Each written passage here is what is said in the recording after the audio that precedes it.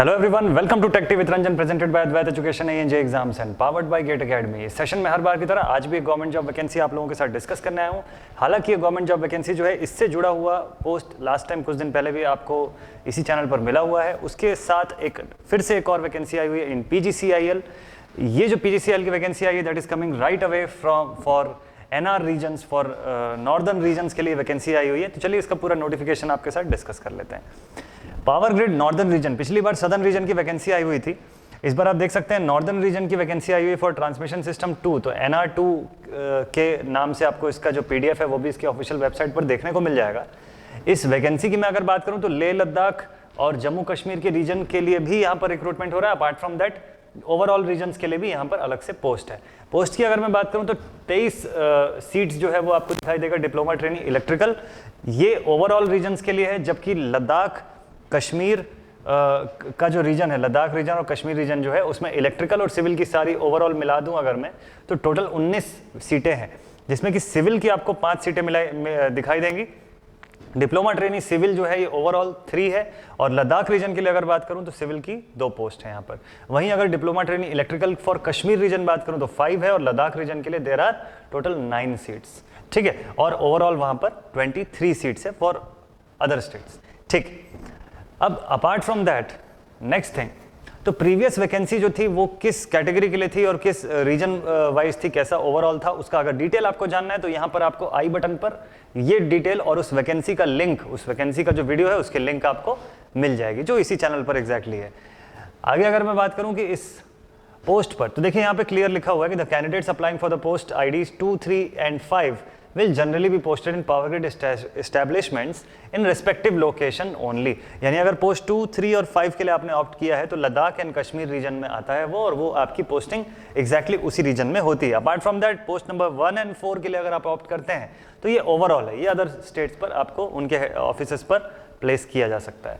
Next अगर qualification की बात करें तो ज़्यादा कुछ चेंज नहीं हुआ है। पिछले वीडियो में भी मैंने आप लोगों को बताया था कि डिप्लोमा ट्रेनिंग की जो क्वालिफिकेशन है उस पर सीधे सीधे डिप्लोमा डिग्री, जो डिप्लोमा है केवल वही मैंडेटरी है। अगर हायर क्वालिफिकेशन आप ऑप्ट करते हैं, उसके बेसिस पर आप ऑप्ट करते हैं इस पर, तो वो अलाउ नहीं होता है यहाँ पर। ठीक है, केवल आपको यहाँ पर रेगुलर 3 इयर्स का डिप्लोमा होना जरूरी है। 70% marks is required for unreserved and OBC and EWS categories, और बेसिक पासिंग मार्क्स होना चाहिए for SC and PW categories and ex serviceman candidates. Yes, diploma training electrical for Ladakh region, इस पर भी एग्जैक्टली सेम चीजें हैं। हायर टेक्निकल क्वालिफिकेशन यहाँ पर भी मैंडेटरी नहीं है। Diploma training electrical for Kashmir region, यहाँ पर भी एग्जैक्टली सेम थिंग है, सेम ऑलमोस्ट पूरा का पूरा कंडीशन जो है वो मैंडेटरी है। वहीं अगर डिसिप्लिन की बात करूँ तो ये सारी जो ब्रांच से अगर आपने इन सब में से किसी भी ब्रांच से अगर आपका डिप्लोमा हुआ है तो definitely you are eligible for that. देख सकते हैं इलेक्ट्रिकल एंड इलेक्ट्रॉनिक्स का बहुत सारे बच्चे पूछते हैं कि सर ट्रिपल वाले इसमें एलिजिबल है कि नहीं। Yes, they are all eligible. Maximum age limit की अगर बात करूं तो 27 year is for general and 30 years for OBC and 32 years is for SC category candidates. वहीं पे लद्दाख रीजन के लिए अगर बात करें तो 27 साल for general, 30 for OBC and 32 years for SC, same condition, और ये बाकियों पर भी एप्लीकेबल होता है। वहीं सिविल इन जनरल और सिविल फॉर लद्दाख रीजन, ये दोनों का ही अगर आप देखें तो यहाँ पर भी 70% मार्क्स जो है वो मैंडेटरी है, 3 इयर्स का डिप्लोमा रिक्वायर्ड है, और हायर क्वालिफिकेशन जो है वो अलाउड नहीं है। ठीक है, एज लिमिट के पॉइंट ऑफ व्यू से यहाँ पे देख सकते हैं 30 years for OBC and 32 years for SC category candidates.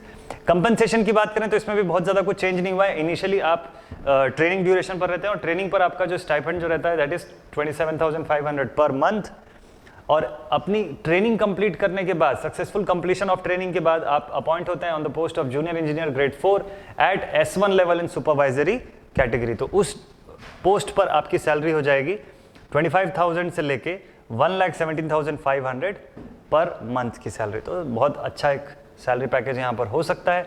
Service agreement bond जो होगा आपका 3 साल का होगा, जिसकी जो अमाउंट है दैट इज 2,50,000। तो उस बॉन्ड के अगेंस्ट जो अमाउंट होती है that is 2,50,000 rupees for general category, OBC category and EWS category candidate, जबकि 1,25,000 for the remaining category people. Selection procedure की बात करें तो सिलेक्शन प्रोसीजर पर भी एग्जैक्ट सेम है। तो PGCIL की प्रीवियस वैकेंसी पर भी आपने देखा होगा कि जो सिलेक्शन प्रोसीजर था ओवरऑल, जैसे कि यहाँ टोटल 120 क्वेश्चंस पूछे जाएंगे। टोटल आपका जो टेस्ट होगा ऑब्जेक्टिव टाइप यानी CBT टेस्ट होगा of 2 hours consisting of 2 parts. ठीक है, क्या क्या 2 पार्ट हैं देखिए। पार्ट 1 जो है यहाँ पर ये प्रोफेशनल नॉलेज का होगा, जिस पर 120 question having specific question of respective discipline, जिस भी स्ट्रीम से आपका इंजीनियरिंग है या आपका डिप्लोमा है उसके बारे में। पार्ट 2 जो होगा, it will hold the supervisory aptitude test with 50 questions on vocabulary, verbal comprehension, quantitative aptitude, reasoning ability, ability to determine the data sufficiency, interpretation of graphs, charts, table, numerical ability, etc. तो ये non technical portion आपका रहेगा, ये remaining 50 marks का। तो लगभग 170 number का आप मान के चलिए कि आपका पेपर है 170 सवालों का। यहाँ पर नेगेटिव मार्किंग है या नहीं है? Yes, there is a negative marking scheme in this paper.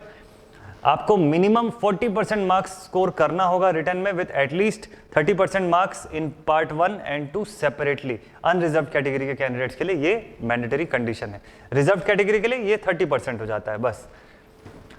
और नेक्स्ट बात करें तो 1/4 नेगेटिव मार्किंग है हर बार की तरह। और सीबीटी जो है उसके एक्सपेक्टेड टेस्ट सेंटर्स आपके चंडीगढ़, जम्मू, श्रीनगर, ले, इन सब रीजन्स में से कहीं पर भी हो सकता है, यहाँ पर आपको ऑप्शन मिलता है, ठीक है। देन नेक्स्ट अब बात करते हैं कि फॉर्म फिलअप की डेट क्या क्या है, हाउ टू अप्लाई। आप ऑफिशियल वेबसाइट पर जाएंगे, देखिए www.powergrid.in पर जाएंगे, वहाँ पे करियर सेक्शन पर जाएंगे और वहाँ पर job opportunities, openings, regional openings, northern region 2 और वहाँ से जम्मू रिक्रूटमेंट, ये इस पॉइंट पर आपको जाना होगा। ये टैब्स हैं बेसिकली, ठीक है। तो यहाँ पर आपको ये बेसिक कुछ डॉक्यूमेंट्स मैंडेटरी है जो अपलोड करने की नीड पड़ सकती है, तो इसको आप देख सकते हैं, ऑफिशियल नोटिफिकेशन भी है इस पर। साथ ही अगर एप्लीकेशन फ़ी की बात करूं तो that is 300 rupees which is non refundable. और जो अदर कैटेगरी के जो कैंडिडेट्स हैं they are exempted from this fee. बात करें अगर इंपॉर्टेंट डेट्स की तो आप देख सकते हैं ओपनिंग जो हो चुकी है वो 14th of this month, 14th of June जो है फॉर्म फिलअप ऑनलाइन शुरू हो चुका है। और क्लोजिंग डेट जो है that will be on 12th of July. 12th जुलाई को आपका फॉर्म फिलअप का जो है दैट इज लास्ट डेट।